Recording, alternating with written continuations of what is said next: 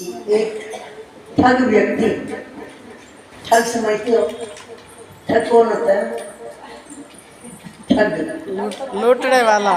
ठग जिसका काम हो किसी को लूटना या चोरी कह लो, कुछ भी कह लो। तो एक ठग व्यक्ति जा रहा था और उसकी दृष्टि, शोर नहीं मचाएं, शब्दों की तरफ ध्यान दें। एक ठग व्यक्ति जा रहा था, रास्ते में उसे एक सेठ दिखाई दिया जिसने सुंदर मोटी मोटी सोने की चैन, हाथों में अंगूठियां डालकर चल रहा था। तो ठग व्यक्ति सोचता है, कैसे मैं इससे ये सब कुछ छीन लूं। जहां जहां सेठ जाए वो ठग उसके पीछे पीछे जाए कि मौका मिले तो मैं इसका सब कुछ उतार लूं। सोचते सोचते शाम हो गई और सेठ जी एक सराय में जाकर रुक गए। सराय मतलब एक धर्मशाला। धर्मशाला में सेठ जी रुके तो पीछे वो ठग भी साथ में रुका कि जब ये सोएगा तब मैं इसका ये सब कुछ उतार लूँ। लेकिन कारण ऐसा बना कि सेठ को सारी रात नींद नहीं आई। ठग देखता रहा कि ये सोएगा तो तब उठा लूँगा, लेकिन सारी रात बीत गई, ना सेठ सोया ना ही ठग सोया।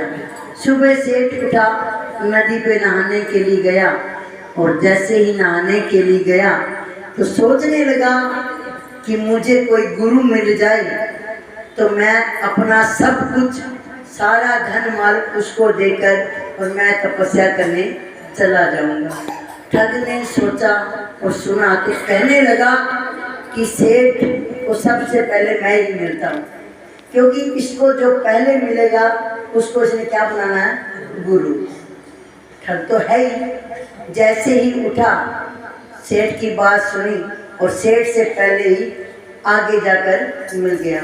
सेठ ठग के चरणों में गिर गया, कहने लगा, मुझे तो नाम चाहिए, मुझे अपना शिष्य बनाओ और मुझे अपने साथ ले चलो।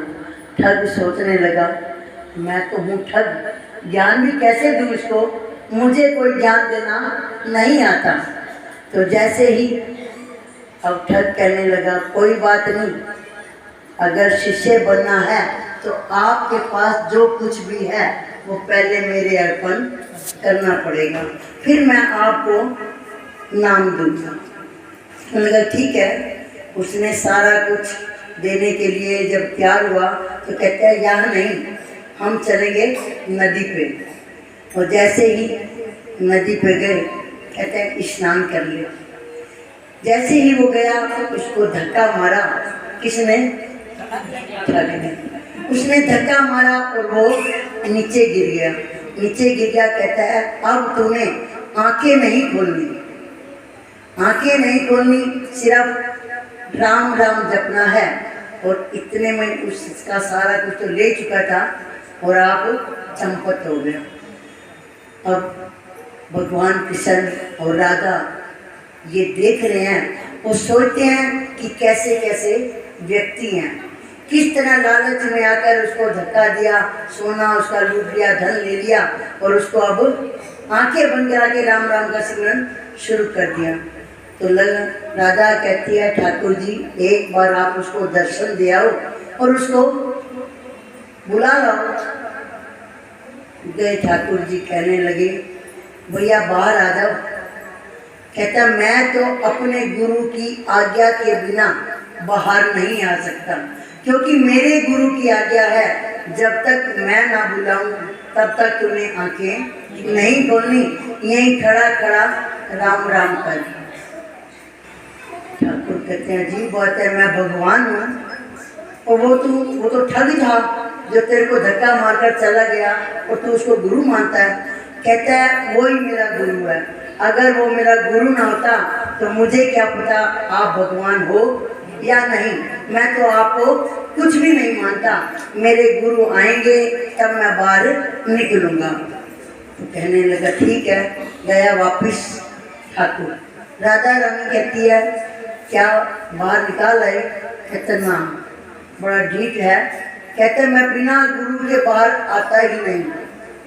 कहती ये बात भी सच्ची है, जब गुरु से नाम ले लिया, तन मन धन सबको अर्पित कर दिया, तो अब गुरु के बिना ठोर ठिकाना भी नहीं है। तो कहने लगी एक बार आप फिर जाओ और उस ठाकुर को ढूंढकर उसके पास ले जाओ। अब ठाकुर गए, घूमते घूमते उस ठग को, भगवान है जानी जाना है, हम जैसा तो कोई व्यक्ति नहीं ढूंढ पाता कि कौन ठग है, कौन गुरु है, कौन चेला है। तो ठाकुर जी गए, इतनी भीड़ में से उस ठग का हाथ पकड़ा।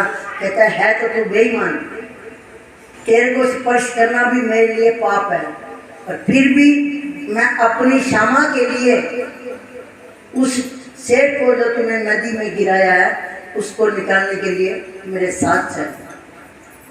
कहता मैंने ऐसा कौन सा कर्म किया जब मुझे आज भगवान के दर्शन हो गए। लोग इतने तप करते हैं, इतने यज्ञ करते हैं, कभी किसी को दर्शन नहीं होते, और मैंने तो कोई ऐसा अच्छा काम भी नहीं किया। कहते अच्छा काम तो तूने कोई जिंदगी में नहीं किया, लेकिन धन लूटने के लिए भी तूने उसको राम नाम का जो मंत्र दिया ना, उससे तेरा बेड़ा पार हो गया। तो गया तो कहने लगा कि भगत आप बाहर आ जाओ, आंखें खोलो और दर्शन करो। भगवान फिर चालाकी करते हैं, कहते हैं नहीं, इसके दर्शन नहीं करने, ये तो ठग है, भगवान तो मैं हूँ। वो कहने लगा अगर आप भगवान थे, आज तक तो आपने मेरे को दर्शन नहीं दिए। तो कहते हैं गुरु गोविंद दोनों खड़े, ताके लागू पाए, बलिहारी गुरु आपने, जिसने गोविंद दियो मिला। कहते हैं गुरु ने, चाहे गुरु बामड़ा हो चाहे गूंगा हो, है तो गुरु, उसने नाम दान दिया, तो भगवान के दर्शन भी हो गए और उसको भी मंजिल मिल गई। अपने गुरु पर विश्वास रखें, या तो गुरु बनाए नहीं, अगर बना लिया तो गुरु के ऊपर टिप्पा टिप्पणी नहीं करनी चाहिए। टिप्पा टिप्पणी करेंगे तो हमें